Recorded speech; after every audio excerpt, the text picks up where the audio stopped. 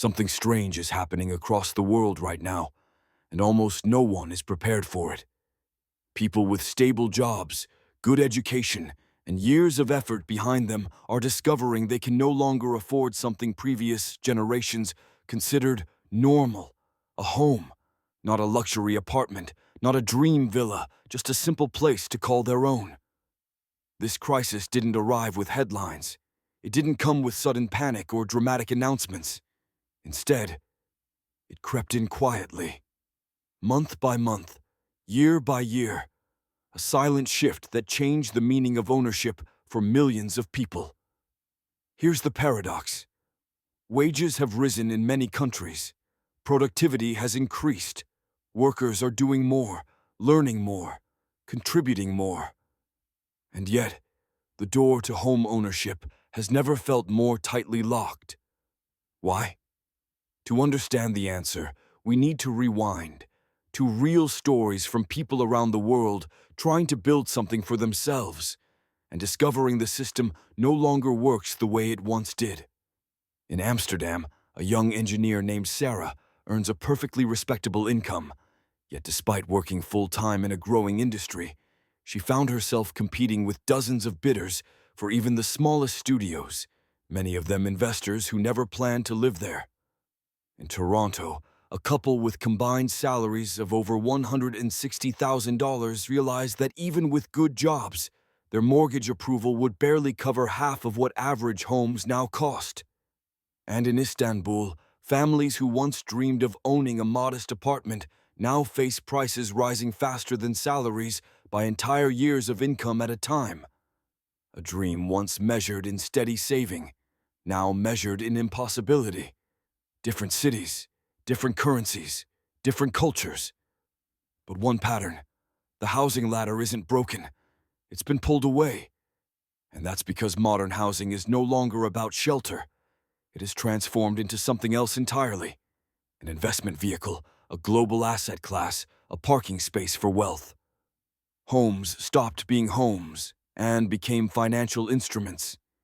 This is the housing trap, and once you see the mechanics behind it, you can't unsee them. The first force behind the housing trap is simple.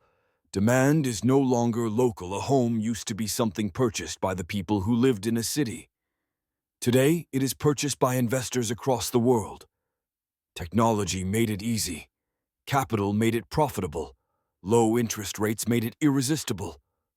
For more than a decade, global wealth sought safety in real estate. Rental platforms allowed homes to become passive income machines. Corporations began acquiring entire neighborhoods. Pension funds, hedge funds, even sovereign wealth funds entered the market. Homes were no longer valued for the people they sheltered, but for the yields they produced. And as investors flooded in, prices detached from wages. You can work harder, learn more, earn more, yet the market moves faster than you can climb. The second force is scarcity, both real and engineered. Many cities face genuine shortages in supply. Zoning restrictions, slow construction, and aging infrastructure limit new builds. But scarcity also grows artificially. Investors hold empty units. Speculators buy and wait. Listings disappear from the market, not because they're lived in, but because they're leveraged. The third force is debt. For decades, governments encouraged homeownership through cheap borrowing. Mortgages stretched longer, down payments shrank, and interest rates fell to historic lows. This unlocked massive purchasing power until 2022, when rates began rising at the fastest speed in modern history. That single shift reshaped everything. The same house suddenly cost twice as much in monthly payments. Millions were priced out overnight. But here's the part most people miss. Even as affordability collapsed, prices didn't fall the way many expected. Why? Because the market was no longer driven primarily by families. It was driven by capital, slow, steady, unbothered by rates. Institutions aren't emotional. They don't panic. They simply hold. The fourth force is psychological. When homes become scarce and expensive, people rush to buy out of fear. FOMO inflates the market further. The dream becomes a race fewer and fewer can win. The result is a generation working harder than ever, yet feeling further behind than ever. A generation raised to believe homeownership was a milestone of adulthood, now discovering they may never reach it. But the housing trap is not just economic, it is emotional. It shapes how people feel about their future, how safe they feel, how stable they feel. Homeownership once symbolized security, a foundation for family, identity, and long-term planning. Without it, people experience a sense of drift. In surveys around the world, young adults consistently describe the same feeling. It doesn't matter how hard I work, I'm always behind. This is not laziness, it's not entitlement, it's math. When home prices rise faster than wages for 10, 15, even 20 consecutive years, effort loses its power. But there's another layer, a deeper one. The housing trap divides society into owners and non-owners. Owners gain stability, equity, and leverage. Non-owners face rising rents, limited mobility, shrinking savings. The gap widens silently but relentlessly. And because the system rewards ownership, families who bought homes decades ago unintentionally pass advantages to their children, while others fall further behind. Wealth compounds upward. Struggle compounds downward. The trap becomes generational. Then there's the emotional toll. People delay marriage, delay children, delay dreams, not because they want to, but because housing reshapes life timelines. When the foundation becomes unaffordable, the architecture of adulthood shifts with it.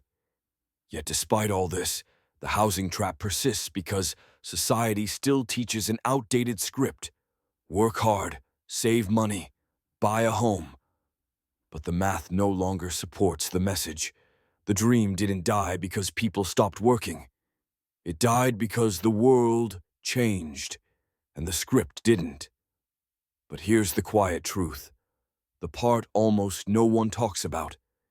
Even in a broken system, individuals can adapt, not by chasing the old dream, but by learning how the new system works, by understanding affordability metrics, by exploring alternative pathways, by seeing housing as one part of a broader financial strategy, not the center of it.